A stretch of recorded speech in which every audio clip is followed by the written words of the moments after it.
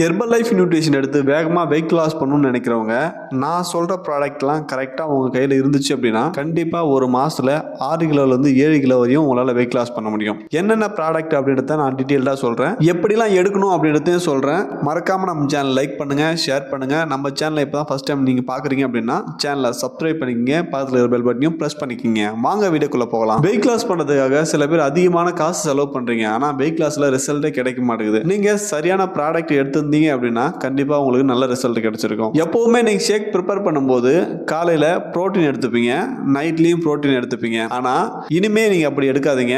காலையில புரோட்டீன் எடுத்துங்க, நைட்ல ஃபைபர் எடுத்துங்க. இந்த மாதிரி எடுக்கும்போது உங்களுக்கு வேகமா வெயிட் லாஸ் ஆகும். சில பேர் பிளான் பண்ணி ஹெர்பல் லைஃப் நியூட்ரிஷன் எடுப்பாங்க. நம்ம 3 மாசத்துக்குள்ள எந்த ரிசல்ட் எடுக்கணும், 6 மாசத்துக்குள்ள எந்த ரிசல்ட் எடுக்கணும்னு சொல்லிட்டு பிளான் பண்ணி எடுக்கிறாங்க பாத்தீங்களா.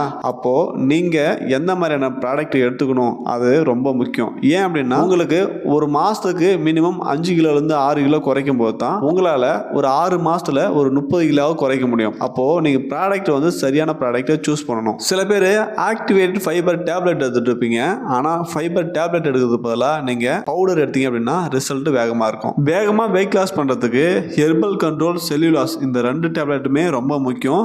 இது இல்லாமல் உங்களுக்கு கண்டிப்பாக வேகமாலாம் வெயிட் லாஸ் ஆகிறதுக்கு ரொம்ப கஷ்டம். ஹெர்பல் லைஃப் நியூட்ரிஷன் பற்றி உங்களுக்கு ஏதாவது டவுட் இருந்தாலோ வெயிட் லாஸ் டிப்ஸ் உங்களுக்கு தேவைப்பட்டாலோ டிஸ்பிளேல தெரிய நம்பர் கால் பண்ணுங்க.